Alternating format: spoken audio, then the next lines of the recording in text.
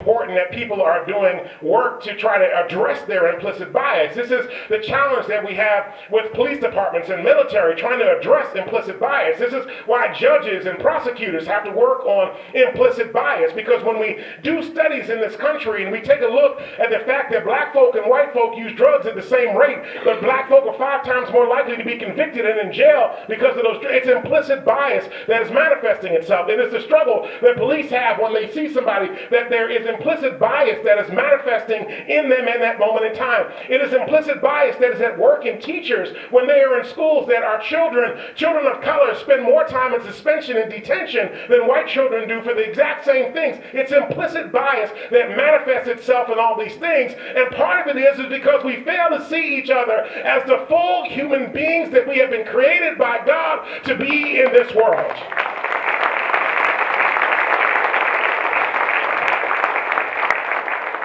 And so to be able to get to a place where we're actually able to address the challenges that we have in this moment, to address white nationalism, white supremacy, to address the hate and the anger and the bitterness and the wrath that is taking place, we have to begin to do some cultural change by helping people to have the conversations and to understand their own issues. I'm proud of my former pastor, the Reverend Dr. Dennis Wiley, who used to talk about the fact that as a black man, although he is a black man, every day he is wrestling with his own patriarchy and wanting to work to make sure that he's able to see his wife and other women as full equals to who he is. When he was able to stand up in his pulpit before his congregation of hundreds and tell the truth, how about the rest of us stand up and tell the truth about the things that we wrestle with at the cores of our souls, admit it and be vulnerable, and then work towards transformation and change? We wrestle with these things. We wrestle, but we wrestle in silence. Didn't Dr. King say there comes a point when silence is betrayal? And so we betray not only those that we think less of, but we betray ourselves, because we will never be able to experience the full benefit of knowing them in their wholeness. We have to have a recognition of the humanity of all. The second part that I think is critical is that we've got to get back to a place of having inclusive democracy. And that we have to move from the oligarchy that we have now back to a place of democracy, where every vote counts, and that not only that every vote counts, but that every constituent actually matters to the political leaders that have been in elected office. Not just the ones that voted for them, but all of them matter. There's got to get to a point where we are more concerned about the PAC money, less concerned about the PAC money, and more concerned about what's happening in our communities. Now, I stand here as a former politician. I know some of the secrets. Let me just say that. I know some of the secrets. And the reality is that we've got to get to a place where our political leaders understand that they are employees. Amen. Yes. Brother Joe Williams said, remind them they're temporary employees. I was with a group of leaders from around the country just the other day and was teaching them about how to interact with political leaders. And I said, sometimes you have to remind them you're the boss. They are not the boss. You don't work for them, they work for you. And you have to remind them if they don't do what you want them to do, then you can do what Donald Trump used to tell people is, you're fired. It's imperative that we help political leaders understand they work for the people. They are the servants of the people. The people are not their servants. And so that their responsibility to represent your ideas and your thoughts and your visions, not their own all the time, but your ideas, your visions, and the things that are going to make for a whole community. And so we have to get to a place where every person, regardless of where they come from, what they look like, how much money they make, whether they can read or can't read, doesn't make a difference whether they're a returning citizen or not, has the capability of having a say in their collective destiny through the political process known as voting, and then holding those political leaders accountable. We must create an inclusive democracy so that every person has a right to be able to say what this country should look like. And we have not had an inclusive democracy. Voter IDs laws in this country are being used to prevent people from voting. There was one passed here in Pennsylvania that finally got struck down by the Supreme Court, thank God. The Pennsylvania Supreme Court struck it down. But it would have prevented almost 800,000 people in this state from being able to vote. That's big disenfranchisement that is preventing people from being able to exercise their right to be fully human in this country. There are places like Florida right now where there are 2 million people who are unable to vote because they are returning citizens. And in Florida, if you have a felony conviction, you'll never be able to vote again. I thought we said that we believed that we were a Christian nation and that somehow or another we believe in redemption. I thought that we believed in restoration. But in fact, the way that we are behaving suggests that we don't believe any of the above, and that we have interpreted our faith in a way that is contrary to the will of God. So I believe that we have to have an inclusive democracy. And then finally, we have to create policies that work for all. We have to create policies that work for all. This land that is full of so many riches, so much genius, so much opportunity, prevents people every day from being able to live their best lives. We have to create policies that open doors of opportunity and not close them. We have to create policies that allow folk to be redeemed and restored after making mistakes. We have got to get our incarceration system from a place of being punitive to being restorative and redemptive. We have got to invest in our education system so that every child has the best technology and the best technique and the best teachers available to them to teach them so that they can add to the American dream and create a better civil society. We've got to make those kinds of investments. We have to create a country that has policies that say everybody ought to have a living wage. And that if you work a full-time job in this country, you should be able to clothe your family, put a roof over their head, put food in their stomachs, be able to make sure that they have everything that they need to be able to be successful. We need to create policies that create living wages and make sure that everybody has health care benefits and vacation time and the things that are going to help them to be able to thrive in this world. We need to create those policies. It is a sin that folk are working 40 hours a week and still can't feed themselves and their families. It is a sin that folk work full-time jobs and they can't afford the health care at their jobs because of their co-share of the payment they have to make for the insurance, that they are struggling because they don't have insurance for their families or their children, and now we're trying to take ACA away from them, that they don't even have the tax subsidy to be able to help afford insurance for them. It is a travesty. It is an abomination that with a country as much as we do, we don't do more for our people so that all of our folk can thrive.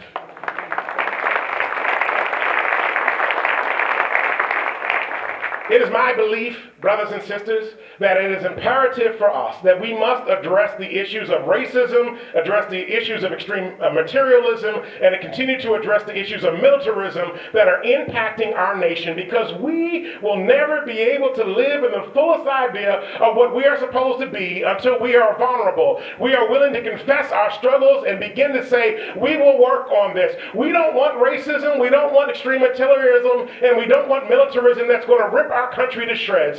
Instead, we want to build a cornucopia of diversity, of people filled with hope, filled with joy, filled with possibilities and opportunities that will be able to come and change the world. God bless you, family. Amen.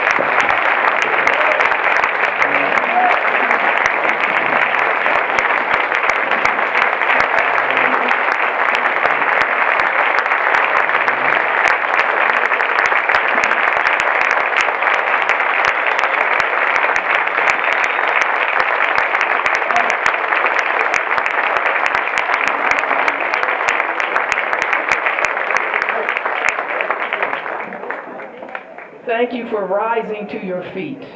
That clearly was a speech for the century. We have something for you, Bishop Royster. It's back at the table. Would one of the board members please bring the little gift that we have for Bishop Royster to take with him? And if you were here and alive, I think you have been charged. No matter where you sit, no matter where you live, no matter where you work, to get busy. I'm not going to repeat what Bishop Royster said. Matter of fact, I see somebody had recorded that. Now, whoever's recorded that was, please, I'd like to get a copy of that. And let's put that online. So when we forget, let's listen again. Bishop Royster, thank you so much.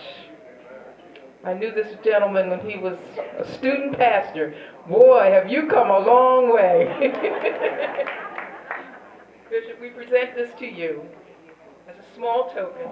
Put it on your desk, put it on your wall. But it says, let me read it for you. I know you can read, but let's where everybody else can read it. In grateful recognition for your inspiring and dynamic keynote address at the 17th Annual Martin Luther King Community Breakfast on the theme, Social Justice Through the Power of Compassion and the Legacy of Dr. King. This comes not only from Martin Luther King community, but every person in this room.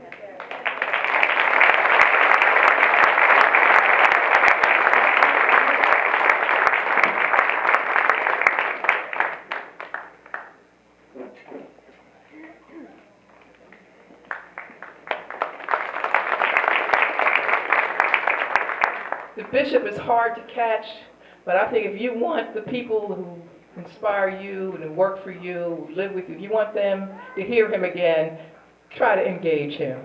Because I'd love to come back and hear him again too.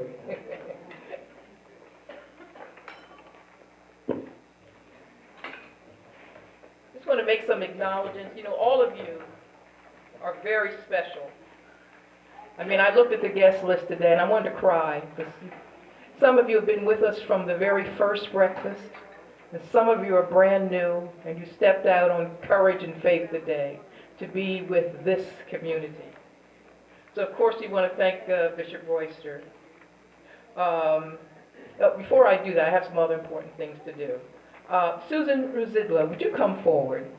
One of the projects that we had actually a few days ago was Change for Change, and she's going to make a little announcement. Thank you, everybody. It's so good to see everybody here. I joined the board. I was honored to join the board this year, and I was asked to help with the Change for Change, and we did a municipal government challenge. And so I reached out to my friend and neighbor and township supervisor, Steve Alaband from New Garden Township. And Steve and Tony, the township manager, reached out to our community governments, boroughs and townships, and challenged them to raise money for the Kennett Area Food Cupboard and the bridge in West Grove. I'm thrilled to announce that we raised together $1,091. And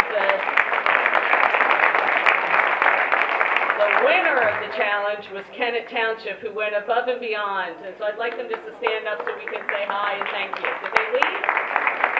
They might have left. But the townships that participated, this is our first one, so we're going to do this again. The townships that participated, and in order, were Kennett Square Borough, London Grove, West Grove Borough, New Garden Township, East Marlborough, and Avondale. And we will do this again next year, and thank you all so much for all of your help and support.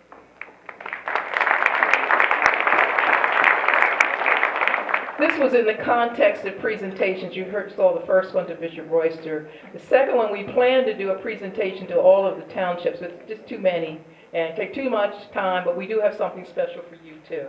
The next one will come from Senator Dinniman. I see he's here in the room, and we're very pleased to welcome him.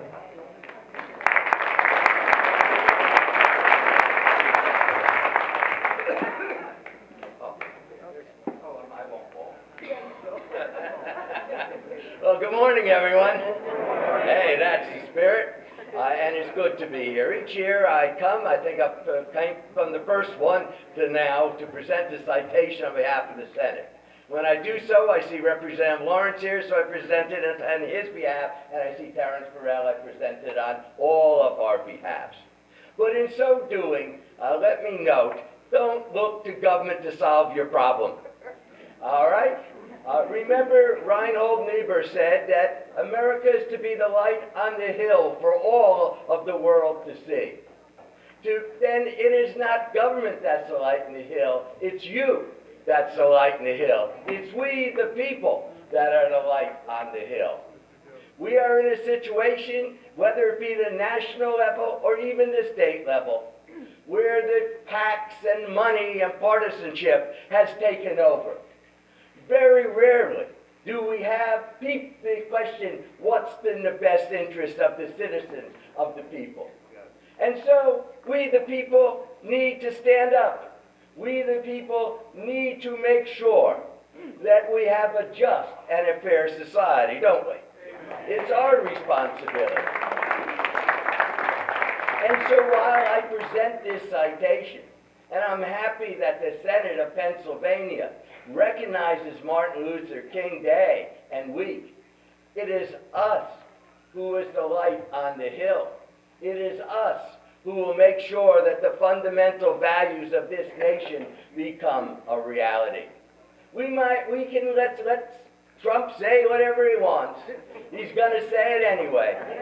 Let the majority of Congress do what they want. But remember, we are the people, as your speaker said. So, Carol, first of all, I thank you for taking Maple's place. You know, Maple started this, right? We need someone to continue. And that's Carol Black with the help of Joe Williams. Second, I want to note Robin Toller, Robin Green. You know, her father was the first African American on the school board in the Avon Grove School District. And Robin was one of my students, and nothing makes a professor prouder than when he can stand and learn from his student. And thank you, Robin. So, with all this in mind, allow me to close, Carol, with what I've tried to close each of these breakfasts with, the following statement. Well, wait, it was backwards, upside down. It is this. Chester County is a rich place. One of the richest places in the world. But you know and I know that history and our God will not judge us about how wealthy we are or going to be. It will judge us whether, as people of faith, we're good and decent people, noble people, who understand when God blesses us with an abundant harvest, it is our absolute responsibility to share that harvest with our brothers and sisters. Thank you so much.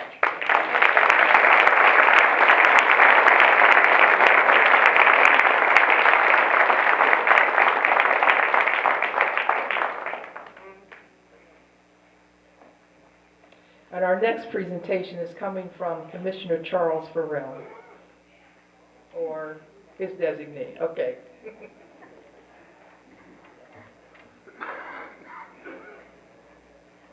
Carol, I appreciate that introduction. As you really know deep down in your soul, your unconscious, my brother is Charles, and I am Terrence.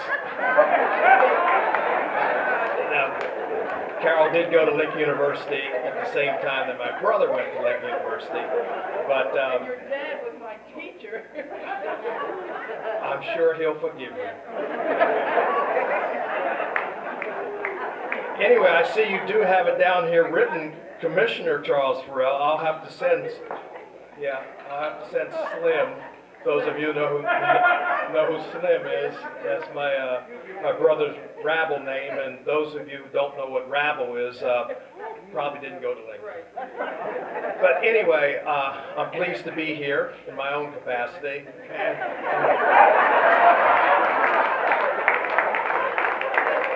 I have a proclamation from the Board of Commissioners, my colleague Michelle Kickline catechizone myself, and I want to present that to you. But, I had a thought this morning that, Chester County is a great place to live, work, raise a family, retire. It is one of the wealthiest counties in the nation. It's one of the wealthiest places in the world. It's the best educated in the Commonwealth. So many accolades. And I've often wondered why we're so blessed to be Chester County and to have all these blessings from God.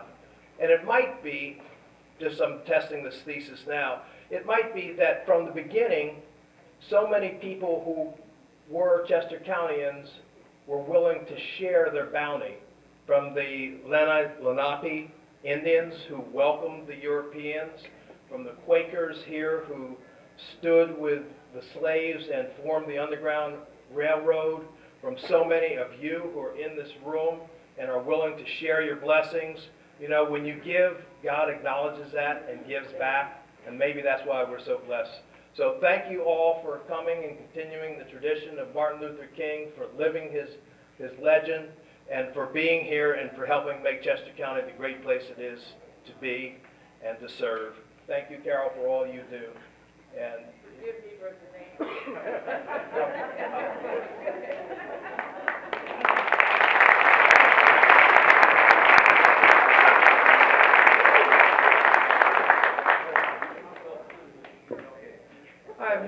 I've known Terrence and Charles both a long time, and I'm so sorry, I didn't mean to do that. I know you never let me live this one down. And now let me do some acknowledgments today. First, the family members of our founder, Mabel Latta Thompson. If you were in the room, would you just please stand? I know that's the Jones family, the Mayo family, Brown family, and there are probably more, but any relatives of Mabel Latta Thompson. And thank you for being with us today. Past members of our board of directors, they are listed in the program. If you are here, please stand. And I love these past board members because they are still on the battleground and still helping us tremendously.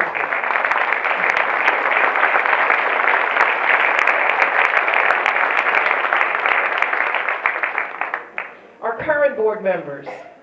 There's only like 11 of us on the board, and we work extremely hard. Let me say, they work extremely hard making me look good.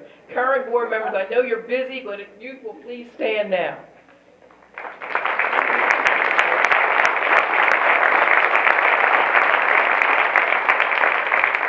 Members of the Martin Luther King advocates, I know you are here, so maybe you're in the choir, and we thank you for all that you are doing as the activist arm of the MLK community.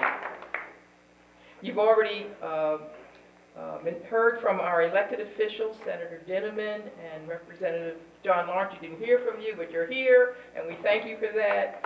Mr. Terrence Farrell, I actually got it right this time. Commissioner Michelle Kickline is here. Where is she? Oh, she did? Okay. All right. She paid for her ticket, so we thank her for that. Is Judge Iacocca here? Now, he had to leave early? Okay, fine. The Borough of Kennett Square is well represented today. Would they all stand? We have the Mayor, Matthew Fettig, here, the Borough Council President, the Borough Vice President, the Borough 5 council members.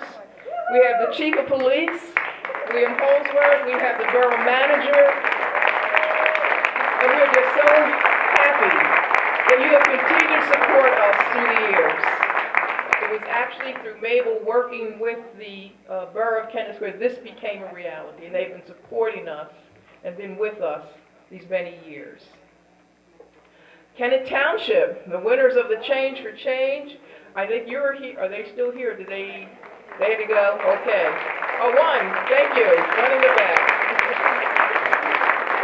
All 4 supervisors paid tickets. See, nobody's free. They all pay. And they know that the monies go for a very good cause. And we're going to talk about that just very briefly. Friends from Lincoln University, of course, I could not call on The alumni have them recognized. You heard from Dr. Chaplain Faison. Joe Williams, my husband's a trustee of Lincoln University. And unfortunately, we had a sad story. Chaplain Faison was to bring 5 Lincoln University students. They were late, and he left them. So,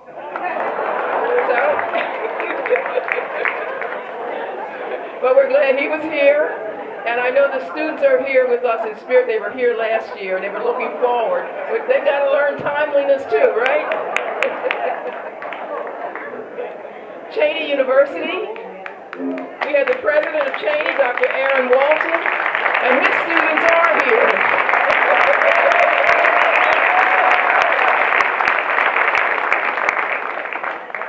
We'd like to recognize our partner, Melanie Weiler of Kennett Area Community Services. Where's Melanie? When we ask you for change, as a matter of fact, there's some jars on the table. This is a great time to mention in the middle of your table, you see some lemons and some flowers, and I think some limes. And this is to help us, if you can, dig into your pocketbooks before you go, put some change in the jar. We also like the quiet change, the dollars, the checks, because we will use every penny to help fill Melanie's food cupboard. And last year you were so kind, over $1,000 came from you just in this room. And so we hope that you will surpass that number today.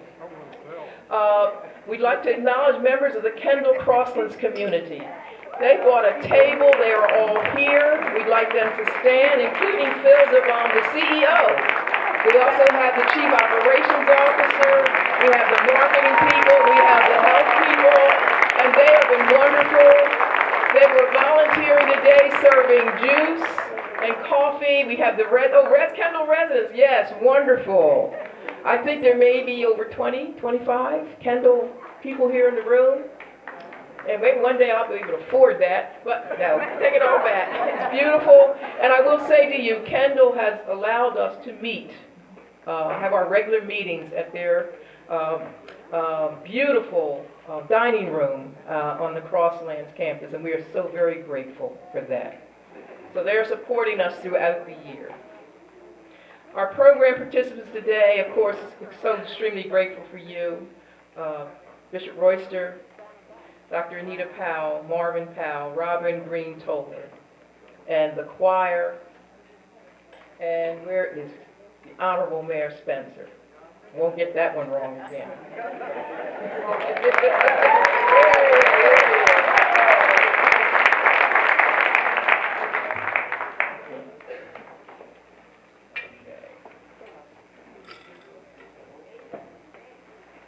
Karen Scherer is going to come forward. She's our treasurer, and she's going to recognize the other very important people who are here today, and that is our sponsors.